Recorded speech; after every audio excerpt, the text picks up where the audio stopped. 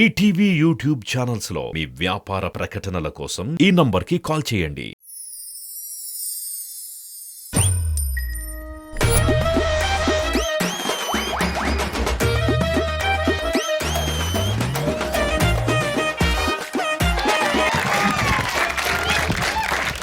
Hi, నమస్తే అందరికి. ఎట్లా ఉన్నారు? మంచిగా ఉన్నారు? మీకు చుట్టాలందరికీ ఉండే ఉంటారు కదా, ఇష్టమా చుట్టాలు ఎవరికైనా? అసలు అరే, నీకు పోరి పడదు, చుట్టాలు పడదు, ఎవరు పడతారా నాయన? ఇట్లనే మీరు ట్రిప్స్కి పోయినారు ఎప్పుడైనా ఫ్యామిలీతోనే? ట్రిప్స్కి ఎక్కడికి పోయినారు మీరు? తిరుపతి. అదిరా నాయన, ఇది మన ట్రిప్స్ అంటే. ట్రిప్ టీతోనే స్టార్ట్ అయితే దాంతో తిరుపతి పట్టుకోతారు మనల్ని. నిజంగా మనకు మధ్యతరగతి కుటుంబాలలో ట్రిప్స్ అంటే మనకి ఏదో ఊటీయో కొడైకెనాలో కాశ్మీరో కన్యాకుమారి అట్లా పట్టుకపోరు. తిరుపతి, వేములవాడ. మాది వరంగల్ అనమాట. మాకు ఇంకొకటి ఉంటుండే సమ్మక్క సారక్క జాతర అని. సో అక్కడికి కూడా తీసుకొని పోతుండే మమ్మల్ని బేసికల్లీ. సో మమ్మల్ని కూడా ఇట్లనే ఒక ట్రిప్ తీసుకుపోదామని చెప్పేసి మా ఇంట్లో చెప్పినారు, బిడ్డ మనం ఒక ట్రిప్కి పోదాము, నువ్వేం టెన్షన్ పడక అంటే, లేదు మీరు మీతో పోవడంటేనే టెన్షన్, ఫస్ట్ థింగ్ మీరు పట్టపోతారంటేనే ఇంకా పెద్ద టెన్షన్, అది పంచాయతీ ఉంటుంది అని చెప్పి నేను డిసైడ్ అవుతుండే. ఇక ఇట్లనే చాలా మనకు ట్రిప్ పోతున్నామంటే ఇంట్లో ఉన్న మమ్మీ వాళ్ళందరూ ఏం చేస్తారు, మమ్మీ, పెద్దమ్మ, పిన్ని, ఇంకా కొంచెము క్రాస్ ఓవర్ అయిన దాని తర్వాత అత్త, వాళ్ళు కూడా వస్తారు. మొత్తం వచ్చి డిస్కస్ చేస్తుంటారు, ఎక్కడికి పోదామని. ఉన్నాయి రెండే ఆప్షన్లు, ఒకటి వేములవాడ, తిరుపతి. ఏడికి పోయినా మన గుండు కొట్టిస్తారు. మమ్మీ వాళ్ళకి మీరు ఎప్పుడన్నా గమనించండి, ఫేవరెట్ హాలిడే స్పాట్ ఏంటిది వాళ్ళకి? అమ్మమ్మ వాళ్ళ ఇల్లు కాదు, కిరాణా దుకాణం కాదు, స్టీల్ గిన్నెల దుకాణం.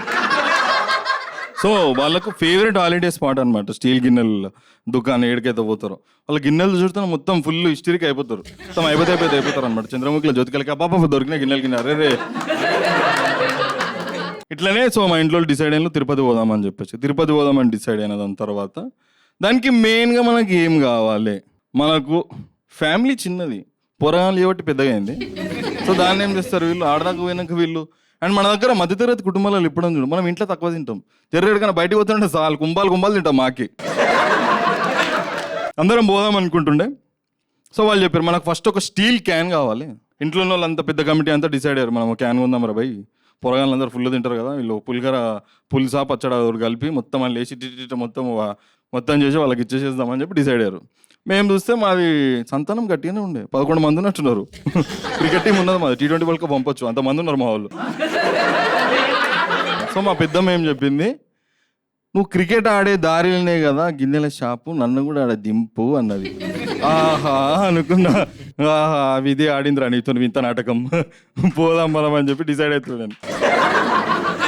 సరే ఆమె దింపుదాము షాప్ దగ్గర అని చెప్పి డిసైడ్ అయిపోయినాం. ఇక మనం ఇంటి దాకా వచ్చినాం అనుకో నీళ్ళు ఇస్తాం కదా ఏమనుకో, నాకు కూడా అట్లా అయిపోయింది, రా అది నువ్వు కూడా షాప్ లోపలి. ఎట్లా అంటే ఆడికి పోయినాక ఎట్లయింది తెలుసా, అమ్మేటోడు కస్టమర్ అయ్యిండు, మా పెద్దమ్మ ఈమె మొత్తం గిన్నెల దుకాణం అయిపోయింది. ఆమె చూడాలి అసలు ఎట్లా చేస్తుంది అనుకుంటున్నావు. చంద్రముఖిలో ఆమె చేస్తే చూసినావా, ఇక ఇవి చంద్రముఖి గజ్జలు, ఇవి నడుము పెట్టుకునే దాన్ని ఏమంటారు వడ్డానం, ఆమె ఏమంటారు గజ్జలు, పాపడ బిల్ల అన్నట్టు చేస్తుంది. ఈమె కూడా ఇక ఇది బిర్యానీ వండుకునే గిన్నె, ఇది కూర వండుకునే గిన్నె, ఇది మన నాయనమ్మ నెత్తి మీద వాళ్ళ కొట్టే గిన్నె. వాడు స్టీల్ క్యాన్ చూపించండి, ఫైనల్గా మేము అడిగినాము.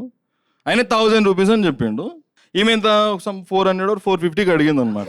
వాడు చూడాలి 400కి వాడు ఒక చిన్న చిప్ప తీసిచ్చిండు, చిన్న కటోర తీసిచ్చిండు. వాడు సేమే తింటాం చూసినాం మనము, ఆ కటోర తీసిచ్చిండు వాడు. మా పెద్దమ్మ అంటే ఇది కాదు మా క్యాన్ కావాలంటే, లేదు నువ్వు చెప్పిన పైసలకి ఇదే వస్తుంది. మా పెద్దమ్మ కూడా ఈ కటోర చికెన్ టిక్కలకి వస్తుంది, నువ్వు ఇదెందుకు ఇస్తున్నావు అంటుంది. నేను పర్సన్ వద్దు ఇట్లాంటివి చేయకు, మనం తీసుకొని పోదామని ఫైనల్ 650 or 700కి తీసుకొని వచ్చేసినాం. మేము తీసుకొని వచ్చిన దాని తర్వాత ఇంటికి వచ్చిన దాని తర్వాత డిస్కషన్ అవుతుంది. అయితే 90s కిడ్స్ వాళ్ళకి ఏంటంటే అందరికీ ఒక బ్రాండెడ్ వెహికల్ ఉంటుంది, అందరి ఫ్యామిలీస్ వాళ్ళకి.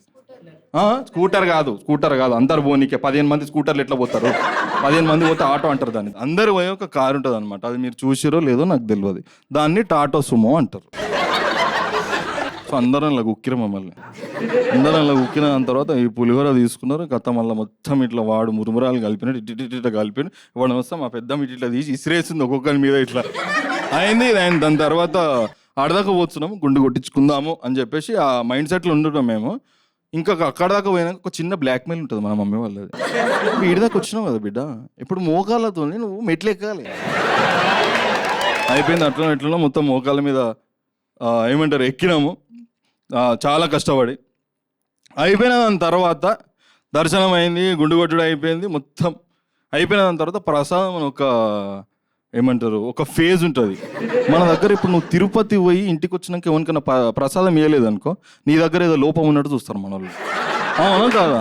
నువ్వు తిరుపతి పోయినావు అంటే నీకు ఎట్లా తెలుస్తుంది ఆ సిగ్నిఫికెన్స్? ఎట్లా తెలుస్తుంది? నువ్వు లడ్డు పట్టుకొచ్చి వేరే టోన్కి ఇస్తేనే తెలుస్తుంది. మేము పోయింది 11 మంది, 150 పట్టుకొచ్చినాం పొట్లాలు మేము. అయిపోయింది. మేము ఏమంటారు ఇంటి దాకా వచ్చేసిన దాని తర్వాత వెహికల్ పార్క్ చేసినాం. ఇంటి దగ్గర ఆపిన దాని తర్వాత డ్రైవర్ గారు ఉంటాడు చూసిన, వాడు మమ్మల్ని చూసి అనుకోడు, ఒరే నాయన అసలు ఒక చిట్టి అమ్మేటోళ్ళు లేకపోతే చిట్టి తీసుకునేటోళ్ళు లేదా చిట్ ఫండ్ కంపెనీ వాళ్ళు కూడా ఇన్ని గనం పైసలు సేవ్ చేయరు. యాజ్ ఎ డ్రైవర్ నేను కూడా ఇన్ని పైసలు సేవ్ చేయ, మీరు ఎట్లా సేవ్ చేసిరా ఇన్ని పైసలు? వాడు మమ్మల్ని చూసి అనుకుంటుండు. కానీ అది ముచ్చట కాదు, ఇప్పుడు వానికి పైసలు ఇవ్వాలి, అది పెద్ద టార్గెట్ అక్కడ. మా అత్త చూడాలి, మీరు మొన్న మాకు పైసలు ఇచ్చేది ఉండదు అనుకుంటా కదా, అదేదో ఆ డ్రైవర్కి ఇవ్వండి అంట. డ్రైవర్ నోరు తెస్తుంది, వానికి భయం అవుతుంది, వీళ్ళు నాకు ఇస్తారా ఇయ్యరా అని చెప్పేసి. వానికి ముందే అర్థమవుతుంది, వానికి ఏం సపోర్ట్ చేయకుండా వాని చేతిలో ఒక పొట్లం పెట్టిరు. అట్లనే బట్ నీకు దైవ సాంబూతి కల్పించిన బిడ్డ, నీకు మొత్తం దేవదూత నీ చుట్టే తిరుగుతుంటుంది.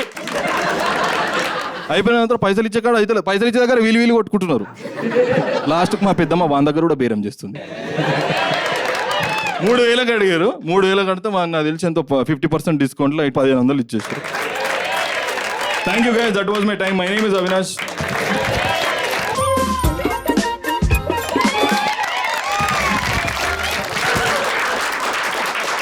ఎట్లున్నారు అందరు? మరి నేను ఎట్లున్నా? స్వీట్గా సిస్టర్ టైప్ కనిపిస్తా కానీ జోక్స్ అయితే ఏ సర్టిఫికేట్. సరే, నేను ఒక క్వశ్చన్ అడుగుతాను మిమ్మల్ని. బ్యూటీ ఇంపార్టెంటా బ్రెయినా? బ్రెయిన్ అంటే ఇట్లా బేజా ఫ్రై, తలకాయ కూర, బోటీ ఫ్రై అవన్నీ కాదు, కుమారి ఆంటీ మెస్ కాదు ఇది. సరే, బ్యూటీ అని కొందరు, బ్రెయిన్ అని కొందరు. ఓకే, బ్యూటీ అంటే ఇట్లా makeup with makeup, without makeup రెండు కావచ్చు. సరే, నేను మీకు ఒకటి ప్రూవ్ చేస్తా. ఏంటంటే మీరు ఇట్లా దీపావళికి పటాకులు కొండని పోతారా? అందులో బాంబులు కొండని పోతారు కదా, బాంబుల ప్యాకెట్ల మీద, డబ్బాల మీద హీరోయిన్ల బొమ్మలు ఉంటాయి. కియారా, రాశి ఖన్నా, కృతి సనన్, వీళ్ళందరూ ఉంటారు. దీనివల్ల మనకు అర్థమవ్వాల్సింది ఏంది? బాంబు కనిపెట్టినోడి కంటే బాంబు లాంటి పిల్లని కనిపెట్టినోడే మనకి ముఖ్యం. కానీ కొంచెం మేము ఎంతైనా ఇట్లా నేను తేడా అనమాట.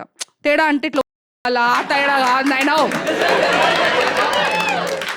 జనరల్ తేడా, ఇట్లా సైకిల్ తేడా అనమాట. సో ఇట్లానే ఒకసారి మా కాలేజ్లో ఒక కాంపిటీషన్ అయింది, ఇట్లా ఆర్టికల్ రాసిన అనమాట. అది న్యూస్ పేపర్లో పబ్లిష్ అయింది. కాకపోతే ఆ పబ్లిషర్ గారు ఏం చేసిండంటే ఫస్ట్ ప్లేస్ ఆమెకు నా ఫోటో పెట్టిండు, నాకు ఆమె ఫోటో పెట్టిండు అనమాట సెకండ్ ప్లేస్. మరి నేను ఊకుంటానా? నాకు తిక్కలేస్తాను, నేను చాలా ఇమేజ్ కాన్షియస్ పర్సన్ని నేను. నాకు బాగా కోపం వచ్చి పోయిన వాడి దగ్గర పోయి ఫైట్ చేసిన. అసలే బ్యూటీ ఇంపార్టెంట్. వండర్ ఉమెన్ లాగా ఉండాల్సిన నన్ను వంటలక్కని చేసిండు. కాకపోతే నాకు కొంచెం తేడా అని చెప్పిన కదా, మొన్న ఈ మధ్య పెళ్ళికి పోయి స్టేజ్ ఎక్కిన. పెళ్ళి కూతురు మస్తు అందంగా ఉంది, మందంగా కూడా ఉంది జరంతా. స్టేజ్ ఎక్కి పిల్ల దగ్గర పోయి కంగ్రాచ్యులేషన్స్ ఎన్నో నెల అని అడిగిన. మళ్ళీ రియలైజ్ అయినా పెళ్ళికి పోయినా అని. సారీ తొందరపడ్డా, ఏమనుకోవద్దు. ఇంత లోపల ఆ పిల్ల ఫ్రెండ్షిప్ కొద్ది 5వ నెల అని చెప్తే, ఓ సారీ అక్క, నేనే కాదు, నువ్వు కూడా తొందరపడ్డావా? అట్లా అయినా పెళ్ళి అన్నప్పుడు సన్నబడడానికి ఏ వినీలా గారి డైటో, ఏ జిమ్కో పోలే కదా. లేదు, పిల్ల కోలాటం చేసి తగ్గిద్దాం అనుకుంది. కోలాటం అంటే తెలుసు కదా, మీరు అనుకునేదే అదే. యాక్చువల్లీ మా అమ్మ ఎప్పుడు నాకు చెప్తుంటుంది, నువ్వు చాలా స్పెషల్ అమ్మా, నువ్వు చాలా స్పెషల్. ఎందుకు స్పెషల్ అమ్మా అని అంటే, నన్ను దత్త తీసుకోవడానికి వెళ్ళినప్పుడు ఉన్న గుంపులో తక్కువ బడ్జెట్లో అందంగా తెల్లగా నేనే దొరికిందంట మా అమ్మకి. అయితే మా అమ్మ నన్ను 2 పనులు చేయొద్దు అన్నది. ఒకటి దొంగతనం, ఇంకోటి తెలుసా నీకు? అట్లా రిలేట్ అవుతున్నావు, తెలుసా ఇంకోటి ఏందో? దొంగ. సరే, ఒకటి దొంగతనం, ఇంకోటి దొంగతనం అంటే ఎట్లాంటి పనులు అంటే, పొట్టి బట్టలు వేసుకోవద్దు, పొట్టలు కనిపించేటట్టు క్రాప్ టాప్లు వేసుకోవద్దు, లేకపోతే నలుగురు ఏమంటారు అంటారు. అమ్మ నువ్వు చెప్పే ఆ నలుగురు ఆంటీలు పొట్టలు కనిపించేటట్టు చీరలు కడతారే. ఇంకేనేమో తెలియని వాళ్ళతో మాట్లాడొద్దు, కొత్త వాళ్ళతో మాట్లాడొద్దు, జస్ట్ వాళ్ళతో కోలాటం ఆడాలి, కొడుకుల్ని కనాలి. మళ్ళనేమో చదువుకోవాలి, తెలివి పెంచుకోవాలి. కానీ ఆ తెలివి వాళ్ళ ముంగట వాడొద్దు. వాడితే వాళ్ళని అవమానించినట్టే. నాకు ఇంకేం చెప్తుంటుంది తెలుసా అప్పుడప్పుడు, నువ్వు ఆడపిల్లవి, అత్తగారింటికి పోయి ఆడపిల్లవి, ఎరుపు రంగు బట్టలు, డార్క్ కలర్ బట్టలు అట్లా వేసుకోవద్దు. బేసికలీ ఏంటంటే వాళ్ళ ఈగోని ట్రిగర్ చేసే బట్టలు వేసుకోవద్దు, డార్క్ కలర్ బట్టలు వేసుకోవద్దమ్మా నువ్వు అని చెప్తారు. అమ్మ నాకు తెలిసి అయితే ఎరుపు రంగుకి ఇరిటేట్ అయ్యేది ఎడ్లు మాత్రమే. ఇప్పుడు అది కాకుండా ఏంది, ఆడపిల్లకి నవ్వు 4 విధాలుగా చేటు అని చెప్తుంది. ఇప్పుడు చూడండి, నలుగురు నా పైన నవ్వుతున్నారు, ఆమె పైన కూడా నవ్వుతున్నారు. పెంచింది ఆమెనే కదా. ఇట్లా మంచిగా ఆమె చెప్పినట్టు వింటే ఏమవుతుందంట అంటే స్వర్గప్రాప్తి వస్తుందంట. చచ్చిపోయినాక స్వర్గంలోకి పోతామంట. అది ఎట్లుంటుంది అని అంటే ఒక పబ్ లాగా డిచ్చిక్ డిచ్చిక్ డిచ్చిక్ మ్యూజిక్, అట్లా రేవ్ పార్టీ లాగా, సమ్ రేవ్ పార్టీ అట్లా. అందుకోసమనే తెగిస్తే తెడ్డే లింగం. అందుకే నా పేరు శ్రవంతి బాస. మా అమ్మ నన్ను ముద్దుగా బరిదెగించినావు అని పిలుస్తుంది. Thank you, that's been my time.